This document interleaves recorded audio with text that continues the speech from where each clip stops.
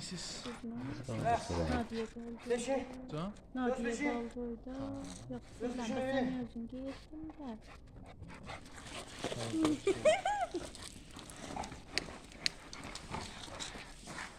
Bugünkü yığışın cəm bura. Buranın altı fəhli. Bir paran yandırdım. Sonra bir öyle sesler eşitmişik, öyle şeyler duymuşuk orada. Buranın maşallah altı çox. Üst bir dənə tigər ki, o da zadı yoxdur, çatlayıb fəqət. Bir də daşlan Bu qoşu. əvvəlcəki çoxdur. O baba, o bəlkə pirənçindən gəldiniz.